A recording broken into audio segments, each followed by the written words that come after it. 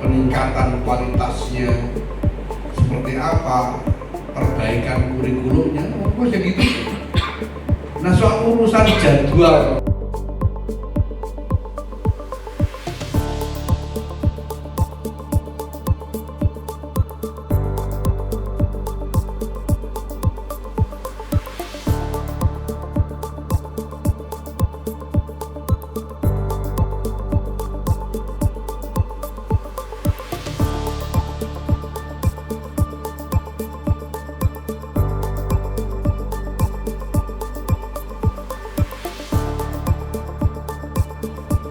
kesadaran yang harus kita bangun pada diri kader-kader kita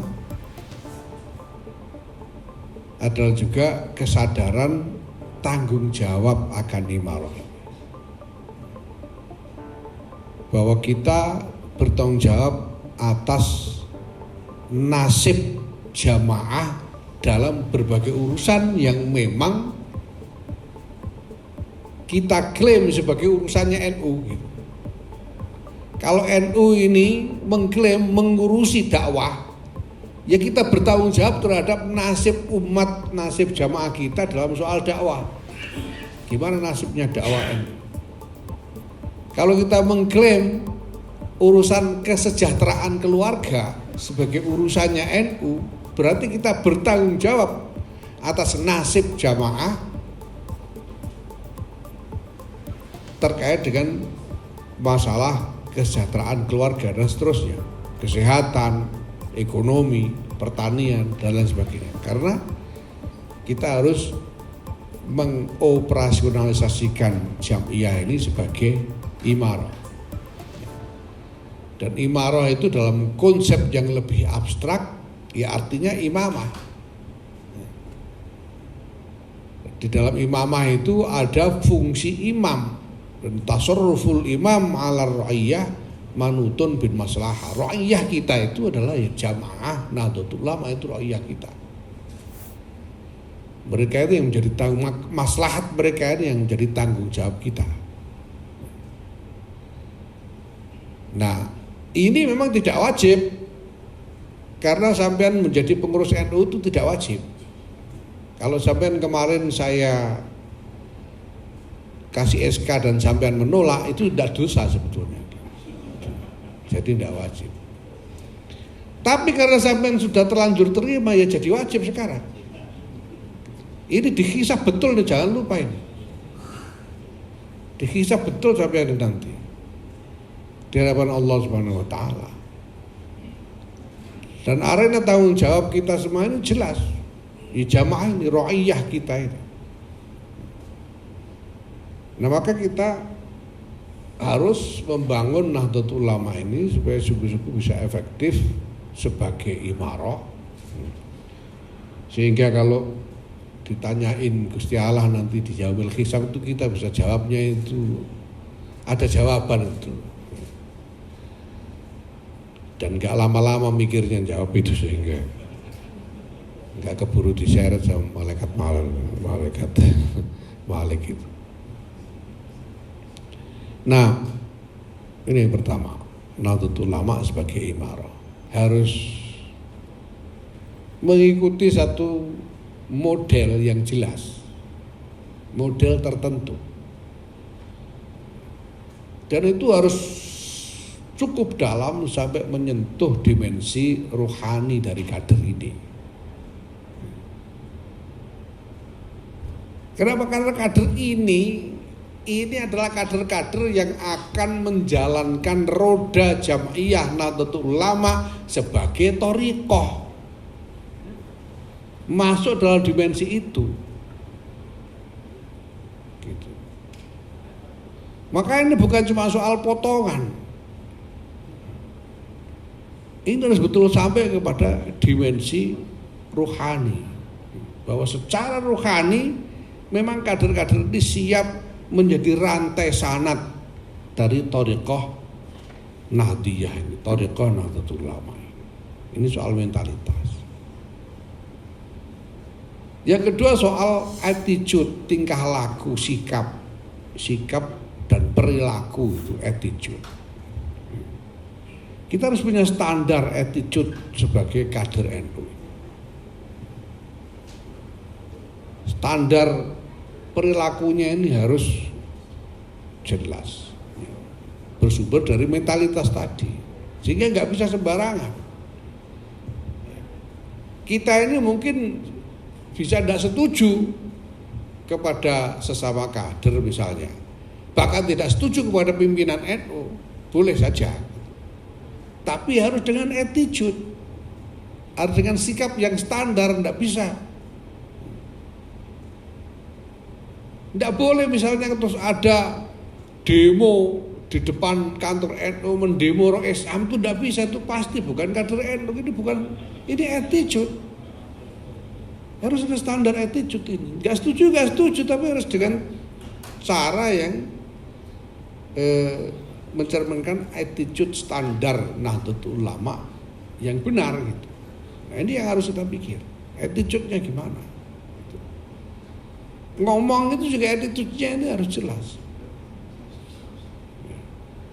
Ini penting. Saya sejak awalnya bukan soal apa-apa, attitude ini apapun juga ini sebetulnya nanti akan menjadi buah dari mentalitas. Kalau mentalitasnya kokoh, attitude itu nanti akan tumbuh dengan sendirinya gitu.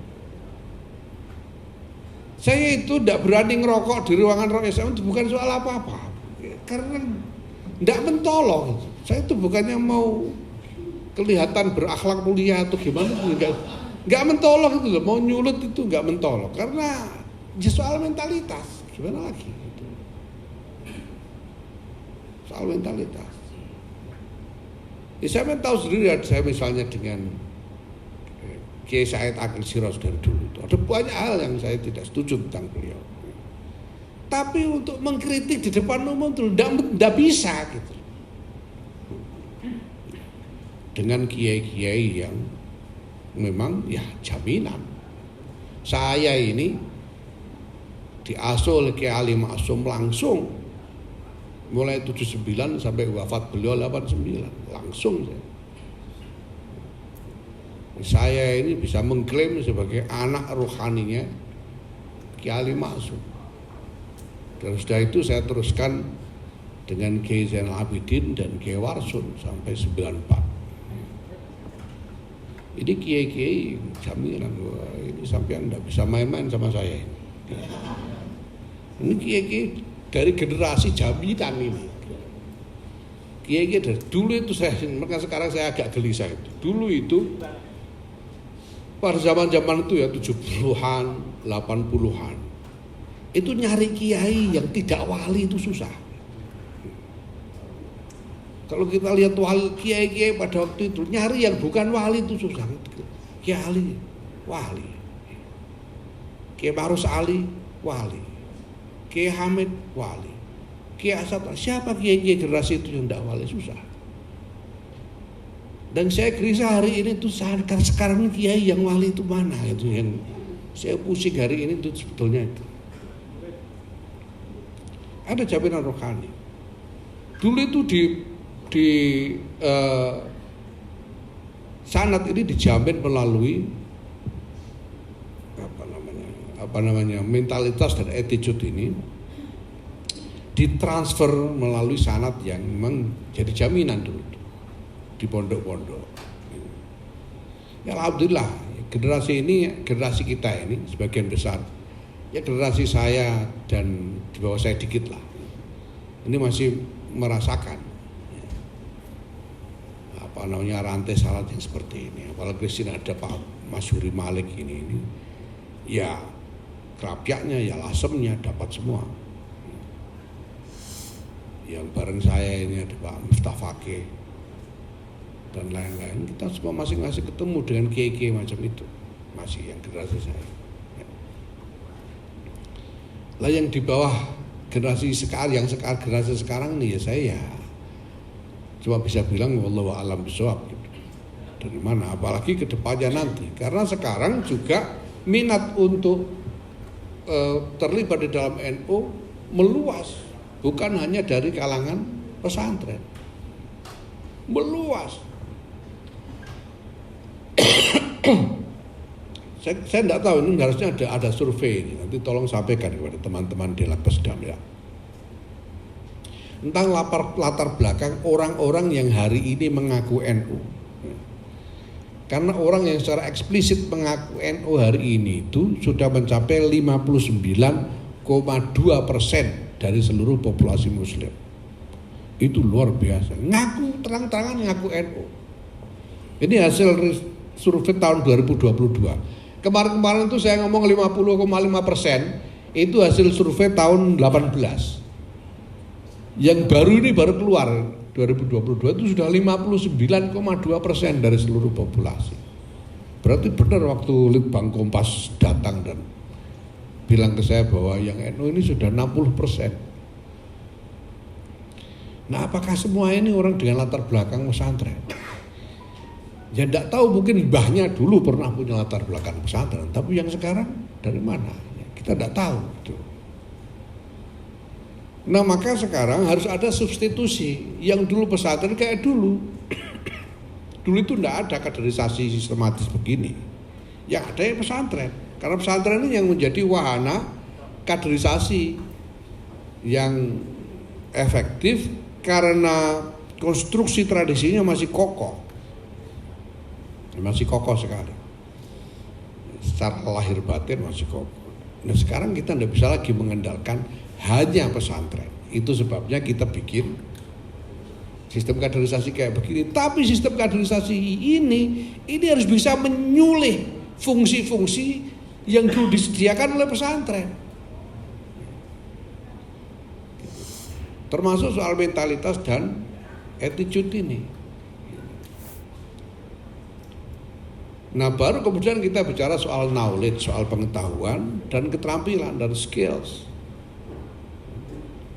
Knowledge dan skill baru kemudian. Tapi ini semuanya harus dilambari oleh sanad. Nah, itu sebabnya kemarin saya minta supaya cari sanad ini. Yang kita butuhkan, yang gampang-gampang tapi yang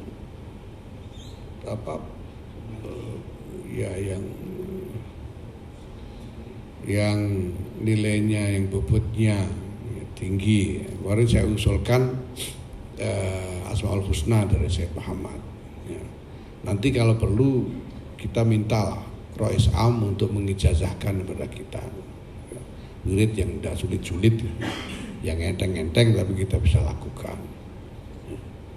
Kemarin misalnya juga kepada RMI saya minta untuk berburu sanad Bukhari Muslim dan musalsal bil awaliyah dari Hadratus Syekh Kiai Muhammad Hasyim Asy'ari.